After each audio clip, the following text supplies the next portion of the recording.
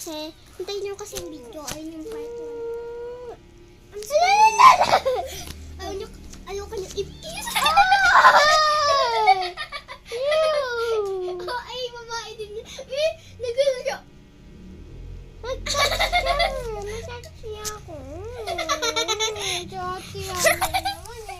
Sorry, Miming and Ayin. Oops. That is, isuot mo nga ulit yung ID niya sa'yo. ID mo sa'yo. Ay, kay Miming. Paul, next na yun. Ay, Miming. Ay, nakabukang ka na naman. Nagbibidyo ako. Isara mo muna yan. Kaya ito na namang Miming na to. Nakapost to sa YouTube ah.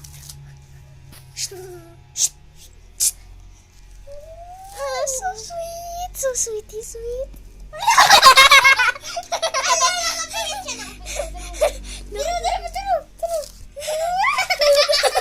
Wala. Magat yan. Sapa?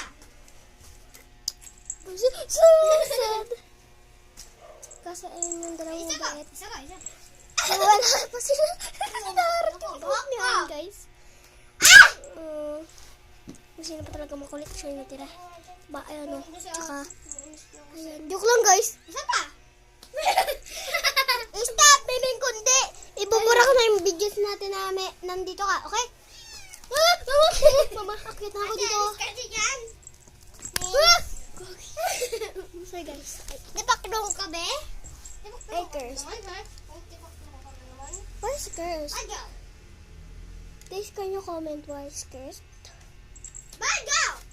Can you translate it if you are Filipino or you are English? Alis ka! Miming, no! Miming, no! Miming Tagalog means kitty.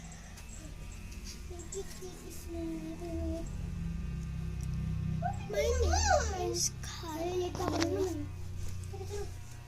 Bakit? Ano? Gusto mo na naman? I-baby mo siya. Baby. Itapik mo siya para makatulog na si Miming. Oh! Kinakiss ko! Kiss ulit, kiss. Kiss ate. Kiss ate! Wag! Pagkaya mo sa ate. Anong binubulong mo?